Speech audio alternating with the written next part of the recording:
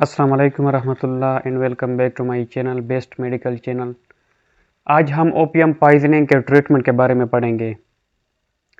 Opium मैंने आपको detail में पढ़ाया था कि ये जो है ना बेसिकली सीएनएस डिप्रेसेंट है।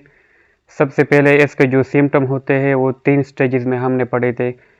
Stage of excitement, stage of stupor and stage of narcosis.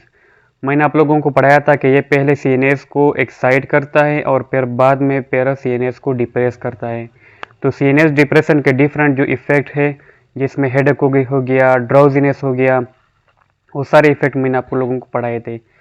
जब आप लोगों के साथ ओपियम पॉइजनिंग का केस आता है तो आप लोग उसको किस तरह ट्रीट करेंगे, या आपके पास एमसीक्यूज आते हैं तो आप लोग उसको किस तरह हल करेंगे।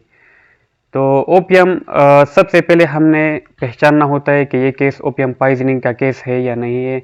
उसके लिए कैरेक्टरिस्टिक जो डिफरेंशियल पॉइंट है उसमें पिन पॉइंट प्यूपल हो गया, रिस्पायरेटरी डिप्रेशन हो गया और डिक्रीज्ड सेंसोरियम जो सेंसेशन है वो डिक्रीज हो जाते हैं। तो हम उसके थ्रू भी पहले पहचान सकते हैं। या अगर हम कोई टेस्ट करें, कोई बायोकेमिकल टेस्ट परफॉर्म करें, मिसाल के तौर पर एग्जाम्पल हमने लिया है, तो अगर हम वहाँ पर फर्ज करें गैस्ट्रिक कंटेंट हमने लिए, तो अगर हम वहाँ पर एक टेस्ट करें जिसको मार्क्वीज टेस्ट बोलते हैं, तो इस टेस्ट के थ्रू भी हम ओपियम पॉइजनिंग के केस को डिटेक्ट कर सकते हैं। मार्क्वीज टेस्ट में हम डिफरेंट अल्कलाइड्स को डिटेक्ट करते हैं। मिसाल के तौर पर कोकेन हो गया, फिनाइल एथाइलामीन हो गया, या ओपियम हो गया, मॉर्फिन। तो इन सब अल्कलाइड्स को हम मार्क्वीज टेस्ट के थ्रू डिटेक्ट करते हैं।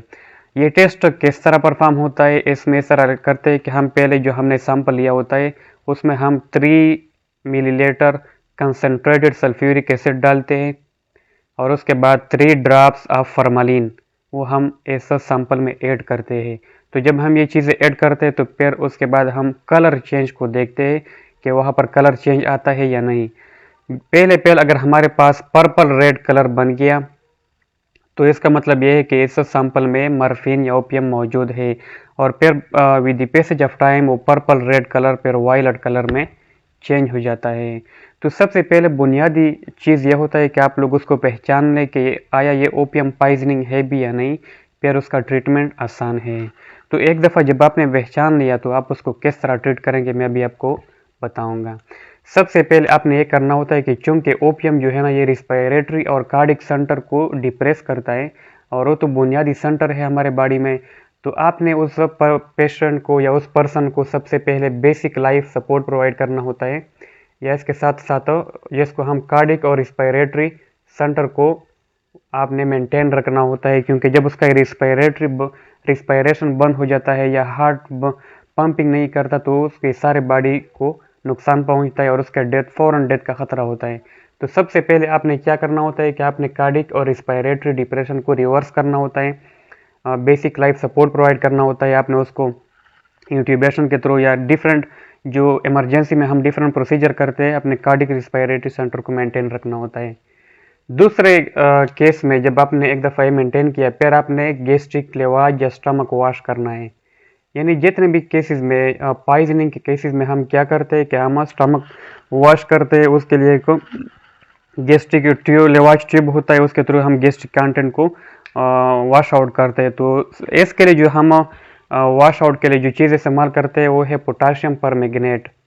पोटाशियम परमैंगनेट को हम इस्तेमाल करते हैं 1:5000। इस पोटाशियम परमैंगनेट को हम स्टमक वॉश के लिए या गैस्ट्रिक लेवाज के लिए इस्तेमाल करते हैं। अगर उन्होंने इंट्रावीनसली लिया है या इंट्रामस्कुलरली उन्होंने लिया है या सब जितने भी तरीकों से उन्होंने लिया है, इन सब तरीकों में हमने पोटाशियम परमैंगनेट को इस्तेमाल करना है, क्योंकि बालाहिर जो ओपियम है वो स्टमक में सिक्रेट होता है। ये हमारे साथ स्टमक है, तो जो ओपियम है वो स्टमक में सिक्रेट होता है। तो इस वजह से जब हम गैस्ट्रिक लेवाज करते हैं तो हम इफ़िशिएंटली उसको रिमूव कर सकते हैं। इसके साथ साथ आप एक्टिवेटेड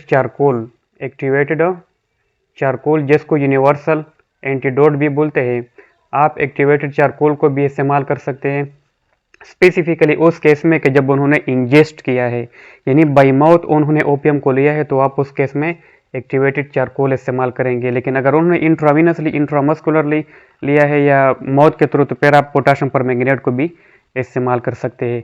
इसके साथ साथ आपने बावल एनेमा करना होता है, यानी बाउल को वॉश आउट करना होता है किसके थ्रू? Sodium sulphate. इसके लिए हम सोडियम सल्फेट इस्तेमाल करते हैं। सोडियम सल्फेट के थ्रू हम बाउल को वॉश आउट करते हैं और वहाँ पर जो उसके टॉक्सिक इफेक्ट होते हैं ओपियम के, उसको हम रिवर्स करते हैं।